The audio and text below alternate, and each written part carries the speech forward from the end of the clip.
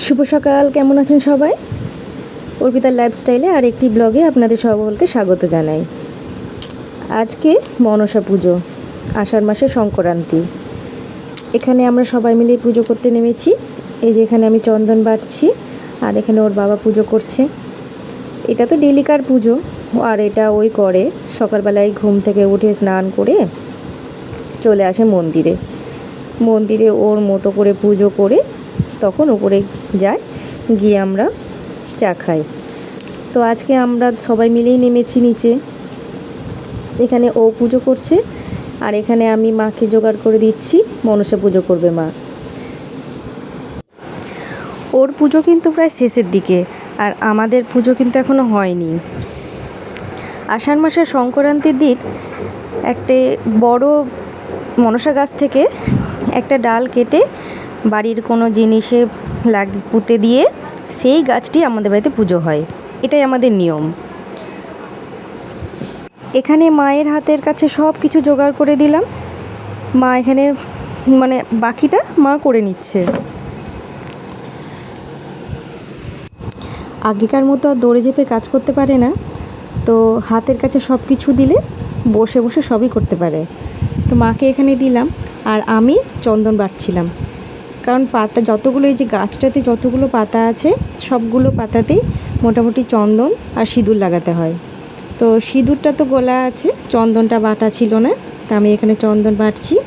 তারপরে মাকে দিব, মা পাতাতে লাগাবে। আবার বেশি কিছু ফল আমান্নও করতে লাগে না, কলা, আম, ব্যাস এই দুটোই, আর কাঁচা দুধটা লাগে। মা মনসা দেবী এর বাইরে আর কিছু নিতে চান না।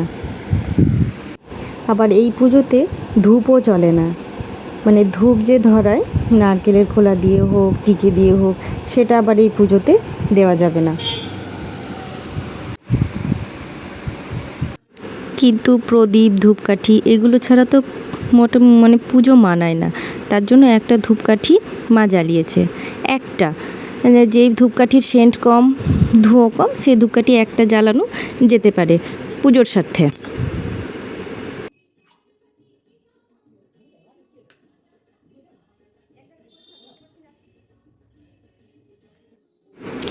এই যে আমাদেরও প্রায় পুজো শেষের দিকে, দেখি এবার ওর পুজো হলো কিনা।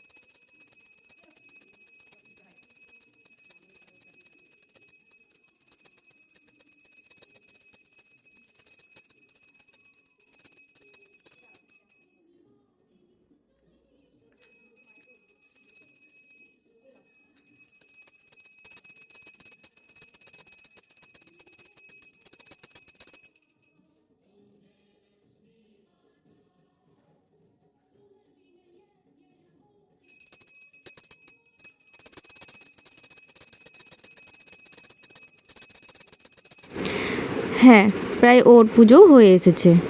এবার আমাদের মনসা পুজোর ব্রতকথা পড়ার পালা। তো এখানে আমি ব্রতকথা পড়তে শুরু করলাম।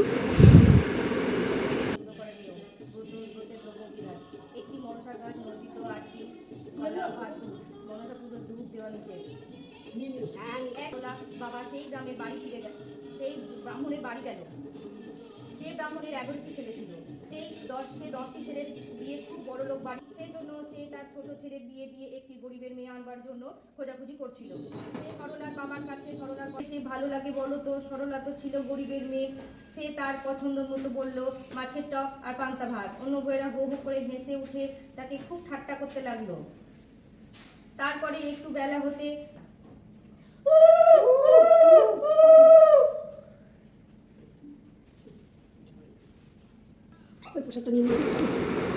এই যে পুজো আমাদেরও শেষ।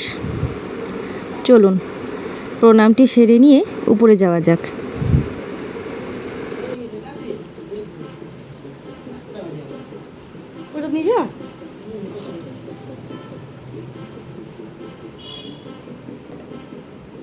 মায়া নে।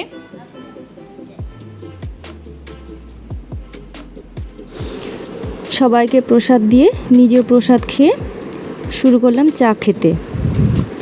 ওর বাবা আজকে চা বানিয়েছিল, যেহেতু ও একটু আগে এসেছিল উপরে, চাটা ওই বানিয়ে নিয়েছিল। তারপরে বেশ খানিকটা সময় পরে জলখাবারের জন্য তৈরি করলাম আলুর তরকারি, কালো জিরে আর কাঁচা লঙ্কা টমেটো দিয়ে। এই আলুর তরকারি দিয়ে আমরা সবাই মিলে মুড়ি মাখিয়ে খেলাম, আর মা খেলো ওটস। জলখাবারে তো মুড়ি খেলাম, মুড়ি খেয়ে এবারে এই যে আবার রান্না হচ্ছে। হলুদ দিইনি নারকেলটাই, ওই একটুখানি জিনিস, ওই মেয়ে খাবে বললো তাই জন্য আবার একটু নারকেল ভাজলাম। আর এখানে এই যে নারকেল ছুঁড়ে রাখলাম, আর এখানে ডাল সিদ্ধ করেছি, ছোলার ডাল। আর দুপুরবেলাতে যদি একটু মুড়ি টুড়ি খাই চলে যাবে। জলখাবারও মুড়ি খেয়ে নিলাম। আর 14 বার ময়দা খাবো না, আজকে তো আমরা ভাত খেতে পাবো না, আমরা শাশুড়ি বৌমা ভাত খাবো না, তো ওদের জন্য করে দেবো, ওর জন্য মাছের ঝোল ভাত করে দেবো। আর আমাদের নয় দেখি কী করি, এখনও ঠিক করিনি, তবে ডালটা করে রাখলাম। আলুর তরকারি দিয়ে সকালবেলা মুড়ি খেয়ে নিলাম। আর এখানে যে সব রেডি করে রেখেছি, এবার করে নিয়ে তারপরে ভাত হবে, তারপরে গ্যাস মুছে আবার তখন যদি কিছু খাই সেটা হবে। এইসব দিনে আমার আর শাশুড়ির খুব সমস্যা, আমার যা করে না এগুলো। আমি ধরেছি, মায়ের যখন অপারেশন হলো তখন আমি ধরেছিলাম বলে আর ছাড়িনি। ধরতে তো হবে একদিন না একদিন, মা তো আর সারা জীবন থাকবে না, তখন আমাকে করতেই হবে, ওই জন্য আর ছাড়লাম না। দুপুরের খাওয়া দাওয়া সেরে রেস্ট নিয়ে বসে পড়েছিলাম সেলাইয়ে। ক্লাস আছে, এসেছে সেলাই করতে, ওখানে ওকেও দেখিয়ে দিচ্ছি আর আমি নিজেও একটা ব্লাউজ তৈরি করছি।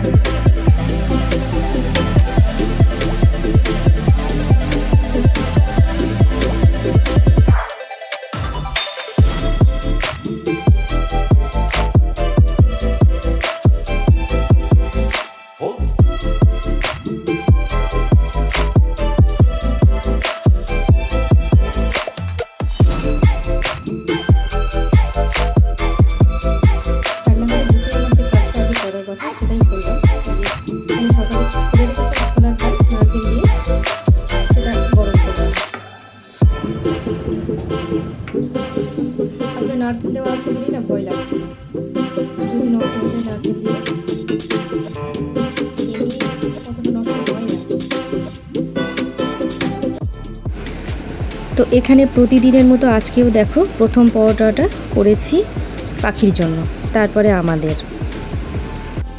তো ভেবেছিলাম যে রাত্রিবেলাতে লুচি করব, তো লুচি করলাম না, কারণ হচ্ছে লুচির ভোট কম ছিল, পরোটার ভোট বেশি ছিল।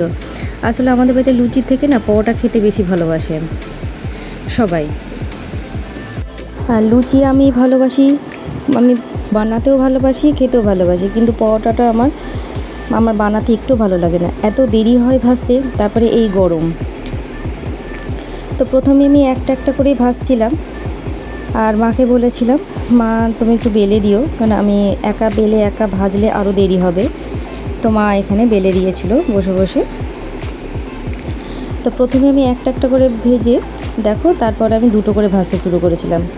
দুটো করে ভাজলে কিন্তু দুটো করেই ফুলে, তার জন্য না। আর আমি পারিও এটা, একসঙ্গে দুটো পরোটা, 3-4টে করে রুটি আমার কাছে সুন্দর ফুলে, আবার কোনো চিমড়েও হয় না, সুন্দর হয় আর কি। আমাদের রাত্রের খাবার হচ্ছে আজকে পরোটা, আম আর ছোলার ডাল।